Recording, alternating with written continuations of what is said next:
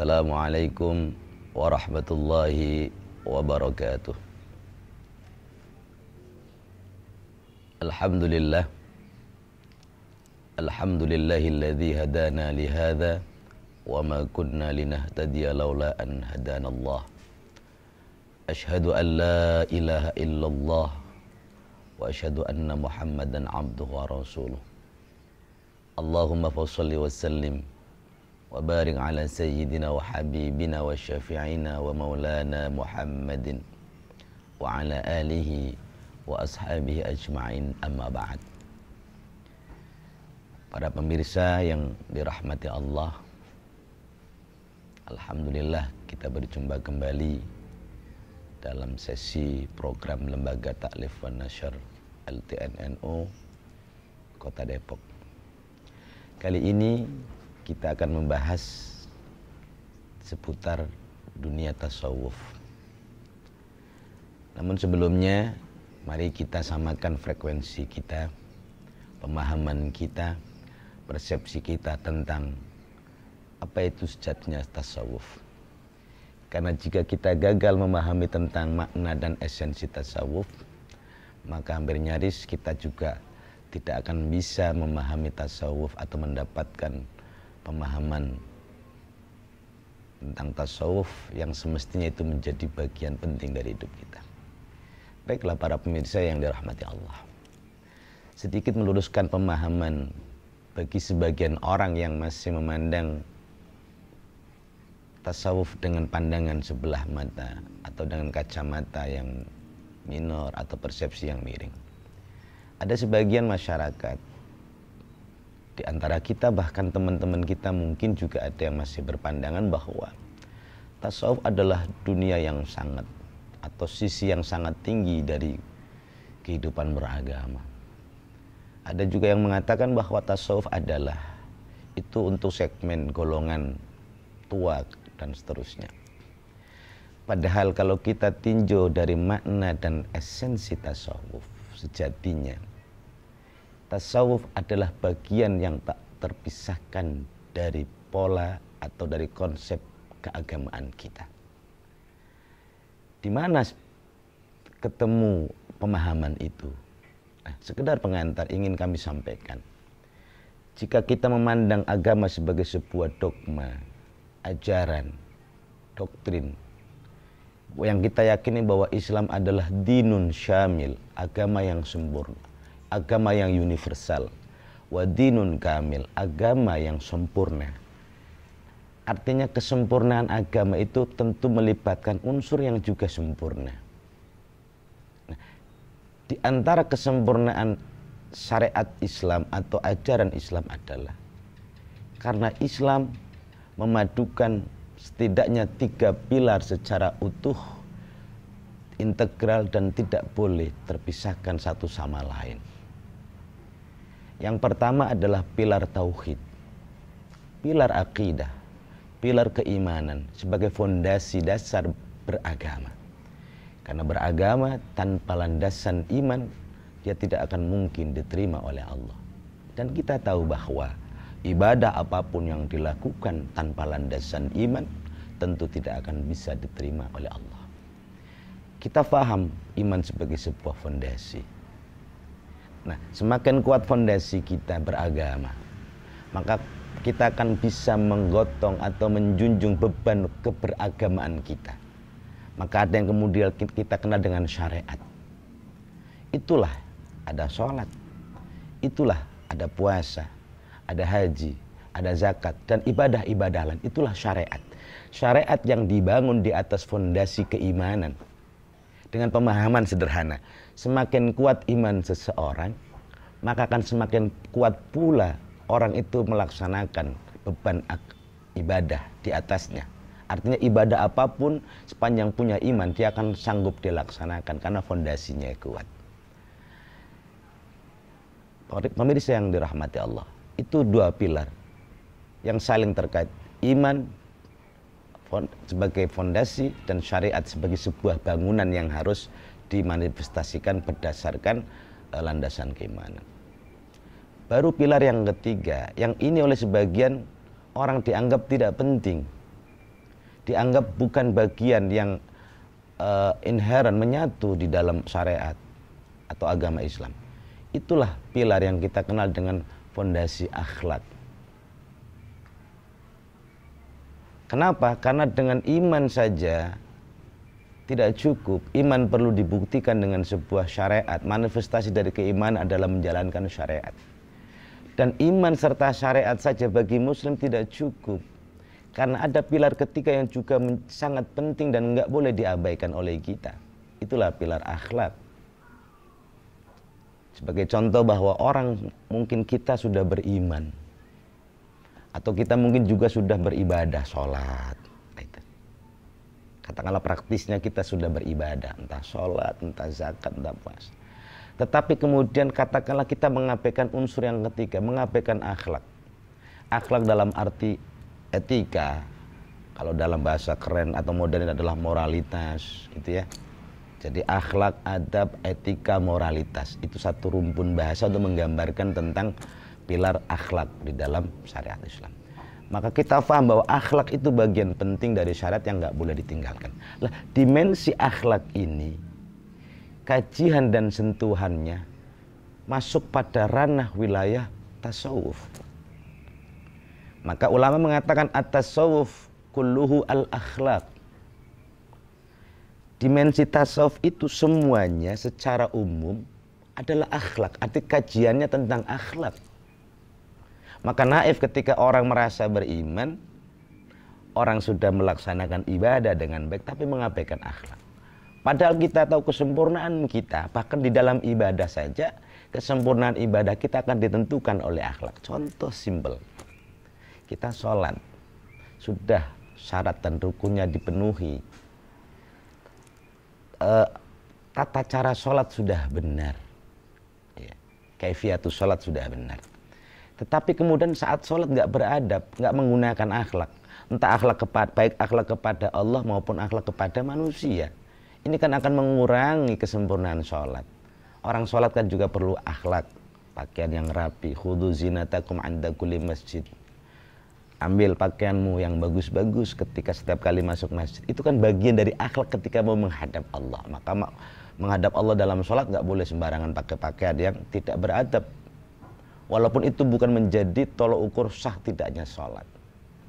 Anda sholat dengan kaos pendek atau dengan celana jin dikasih rantai misalnya, ada tulisannya di belakang, terus Anda sholat di saf paling depan, kan tentu akan mengganggu konsentrasi jamaah lain yang di belakang saf Anda atau saf di belakang Anda. Ini kan mengurangi kesopanan. Nah, ini menjadi penting. Nah, itulah kira-kira dimensi tasawuf. Bahwa tasawuf itu adalah bagian integral, tak terpisahkan dari ajaran Islam. Kita memahami kenapa masih ada sebagian stigma atau persepsi yang minor dari sebagian sahabat atau masyarakat memandang tasawuf itu hal yang tinggi dan tidak mungkin digapai. Karena dalam persepsi atau dalam bayangan mereka memandang tasawuf itu salah memahami. Tasawuf dipandang, oh tasawuf itu kan orang yang harus pakai begini terus kemana-mana pegang tasbih atau setiap hari pokoknya zikiran, kholwat, mujahadah, zikiran, nggak kemana-mana. Nah, orang melihat tasawuf dari sisi itunya, bahwa itu bagian dari tasawuf, iya.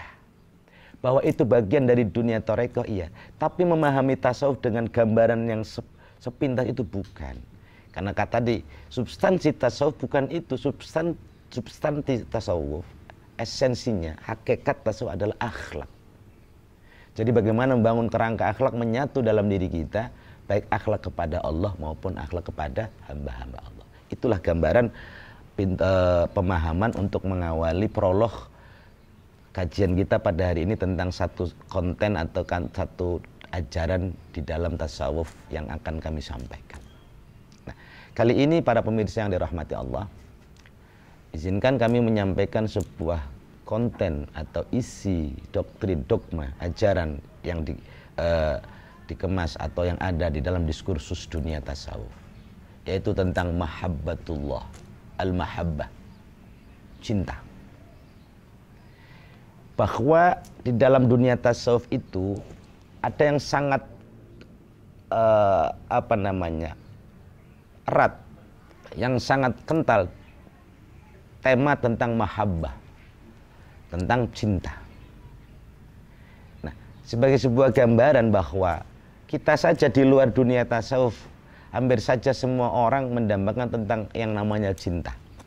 Cinta kepada lawan jenis, cinta kepada dunia, cinta kepada harta, cinta kepada jabatan. Hampir semua orang punya obsesi untuk memiliki rasa cinta. Bahkan orang di dunia ini rame-rame mengeksplorasi, mengekspresikan rasa cinta kepada apa yang dia cintai.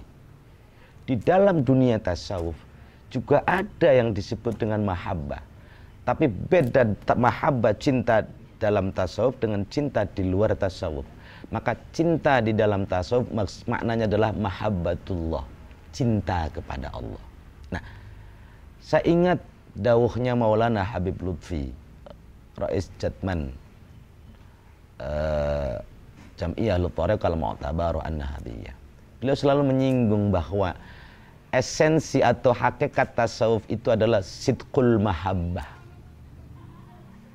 cinta sejati, cinta secinta-cintanya, cinta murni, cinta sejati. Kalau bahasa kita mah bukan cinta KW.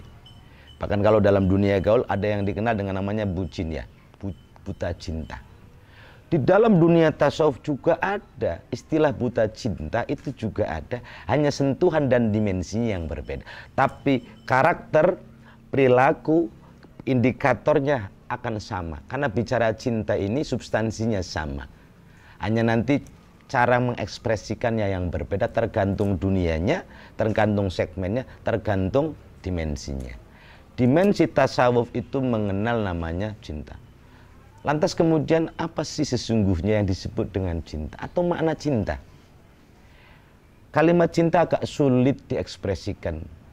Kayak kita saja, kita cinta, setiap orang kalau ditanya cinta beda jawabannya.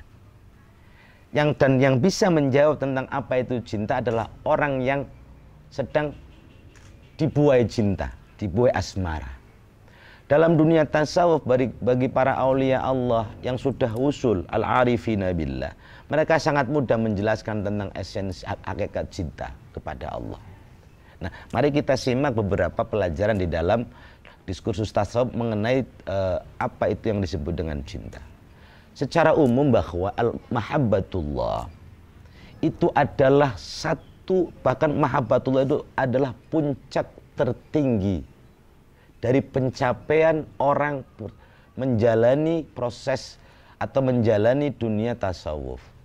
Nah, di dalam tasawuf itu ada tangga yang harus dilewati oleh setiap orang yang menempuh jalur ke Allah. Jadi substansi tasawuf adalah orang yang menjalankan tasawuf, menjalankan torekoh atau menyelami dunia tasawuf. Orientasinya adalah al-wusul ilallah, sampai kepada Allah. Artinya mencapai keridhaan Allah, sampai dekat dengan Allah. Itu orientasi tertinggi dari tasawuf, dari orang bertorekah. Nah, proses menapaki tangga wusul ilallah, proses menapaki tangga untuk ma'rifatullah, proses menapaki tangga untuk taqarruban ilallah, itu banyak.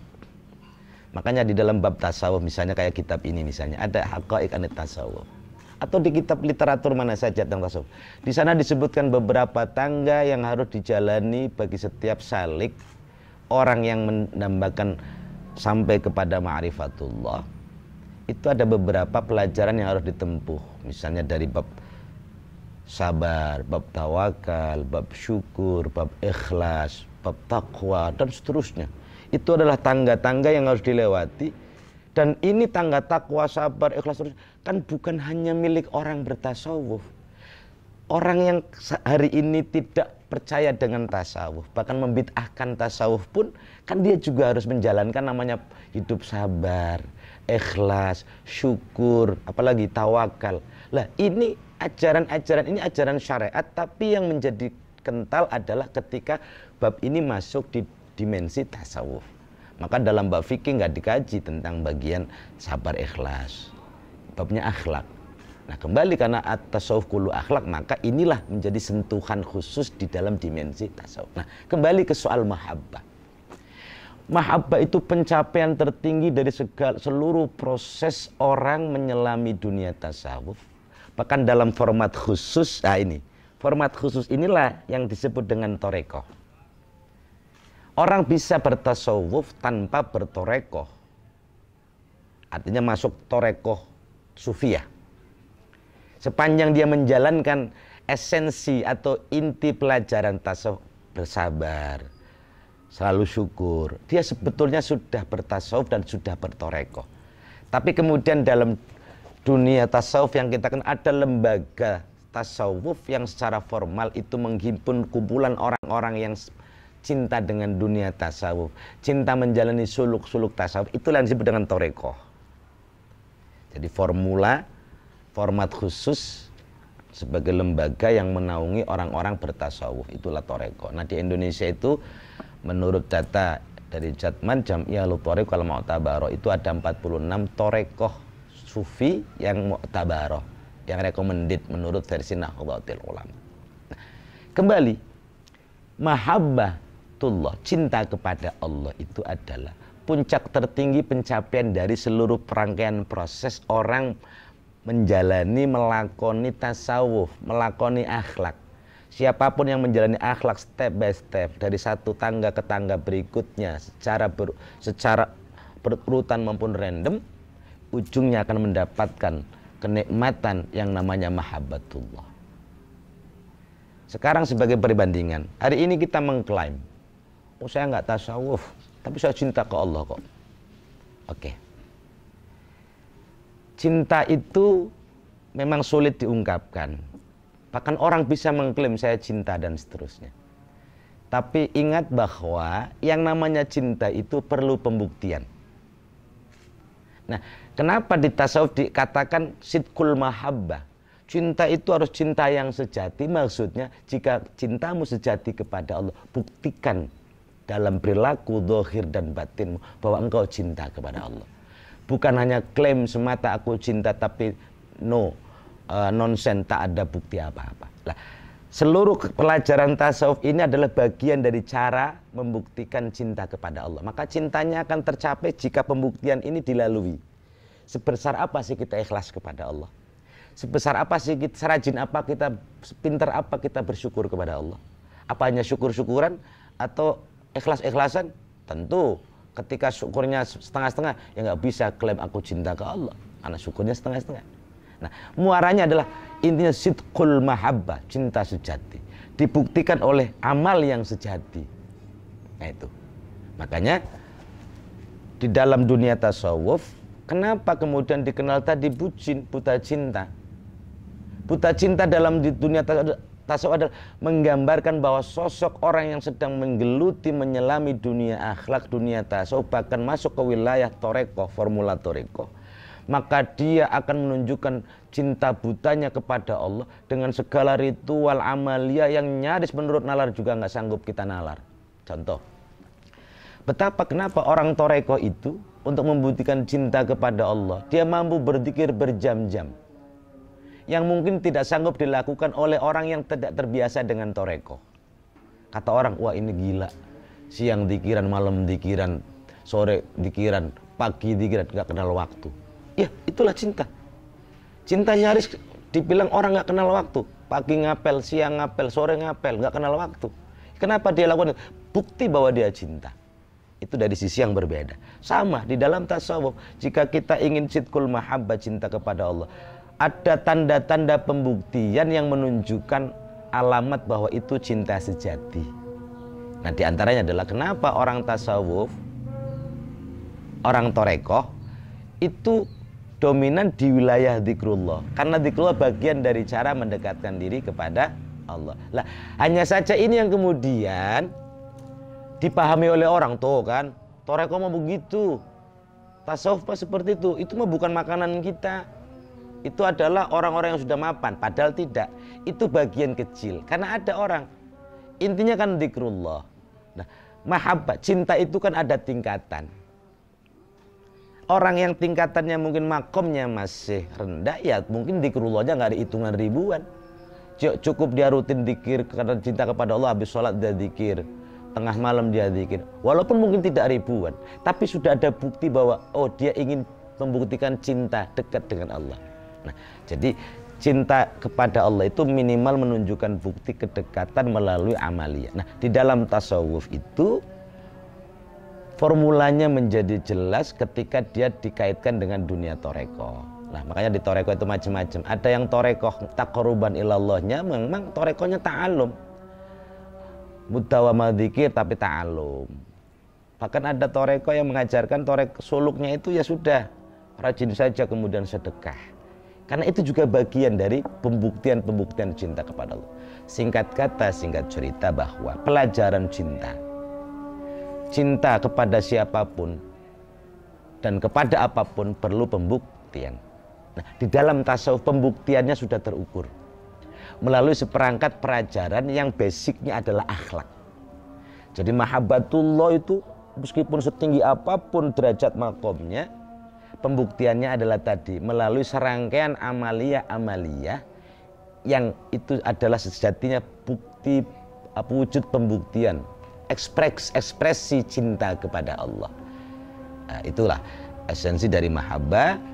Maka menggambarkan cinta itu di dalam tasawuf analoginya sebetulnya sama dengan bagaimana ketika kita sedang dibuai cinta. Makanya kalau di dunia real, dunia kehidupan dunia ini kemudian ada orang mabok cinta, bahkan sampai karena cinta dia sakau, di dalam tasawuf juga ada. Karena cintanya kepada Allah begitu besar, maka dia mabuk cinta melalui senandung dzikir yang gak terukur nalar. 4 jam, 5 jam duduk kuat. Karena dia sedang mabuk cinta dengan Allah. Lah kalau gak mabuk, jangankan 3 jam, 10 menit kita sudah geser. Nah, itu. Makanya tidak ada yang beda dari makna cinta, hanya beda esensi dan hakikatnya di dalam dimensi tasawuf jika diperbandingkan dengan cinta di luar urusan tasawuf, cinta dunia dan seterusnya. Nah, para pemirsa yang dirahmati Allah, itulah gambaran singkat tentang mahabbatullah, bahwa ini adalah pelajaran atau ajaran yang sangat ditekankan di dalam tasawuf, karena inti dari pelajaran tasawuf adalah akhlak, dan puncak tertinggi dari pencapaian suluk berakhlak bertasawuf. Ingat, suluk berakhlak artinya berakhlak bukan hanya milik orang yang konon bertasawuf, tidak bertasawuf pun akhlak juga harus. Kayak model kita ini, awam maupun alim, akhlak menjadi penting. Sepanjang kita beragama, akhlak harus dipegang. Makanya mari kita simak apa kata Al-Imam Sufyan Ats-Tsauri. Beliau mengingatkan betul agar orang tidak abai dengan akhlak. Man la adaba la dina lahu, atau jadi orang yang tidak punya adab, dalam kurung akhlak, la dina lahu, dia dianggap tidak beragama. Kenapa? Beragama itu meniscayakan akhlak sebagai bagian integral yang tidak terpisahkan. Makanya jangan kaget, jangan heran, jangan kemudian berpandangan sebelah mata bahwa tasawuf itu bagian luar. Tidak. Tasawuf itulah gambaran umum tentang akhlak, dan akhlak adalah bagian tak terpisahkan dari agama. Itulah yang ingin kami sampaikan melalui forum yang singkat ini, betapa pentingnya tasawuf bagi kita umat Islam, umat beriman, dan betapa mahabbatullah, cinta kepada Allah itu adalah bagian penting dari tasawuf. Bahkan menurut ulama, hiya ay mahabbatullah hiya thamratun min thamaratit tasawuf. Cinta kepada Allah adalah buah dari segala buah tasawuf. Jadi kalau kita berakhlak yang dalam arti menjalani tasawuf dengan baik dan benar, buah manisnya adalah nanti kita bisa merasakan nikmatnya mahabbatullah. Dan satu kata penutup, di antara tanda-tanda cinta kepada Allah yang diajarkan tasawuf, manakala kita sudah mampu rindu untuk berjumpa dengan Allah yang maha kita cintai. Man ahabba liqa Allah ahabba liqa'ahu. Barang siapa yang cinta untuk berjumpa dengan Allah, Allah pun cinta untuk berjumpa dengan hambanya. Dalam dunia tasawuf dimaknai sederhana, tidak harus mati untuk ketemu Allah. Melalui ritual dzikir orang bisa berjumpa dengan Allah. Tapi akidah yang tidak boleh meleset menyimpang, keyakinan kita Ahlus Sunnah wal Jamaah, Allah tidak bisa dilihat di dunia dengan mata kepala, tapi Allah bisa dilihat dengan mata batin. Mata batin itulah yang bisa melihat Allah manakala batin kita bersih, akhlak kita baik, cinta kita memuncak kepada Allah. Tingkatkan, mari saya ajak pribadi saya dan hadirin jamaah pemirsa sekalian, mari kita berusaha dengan sekuat tenaga kita untuk menapaki tangga demi tangga tasawuf, akhlak demi akhlak, dalam rangka kita menggapai mahabbatullah. Kalau kita cinta ke Allah, Allah pun pasti akan cinta kepada kita. Itu pesan kami terakhir melalui forum ini.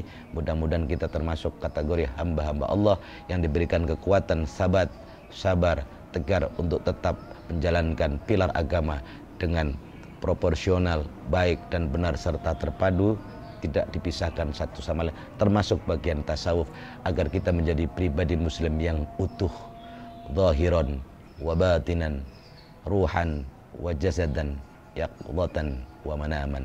Sekian, kurang lebihnya mohon maaf. Hadani Allah wa iyyakum wal afu minkum wallahul muwaffiq ila aqwamit thoriq. Wassalamualaikum warahmatullahi wabarakatuh.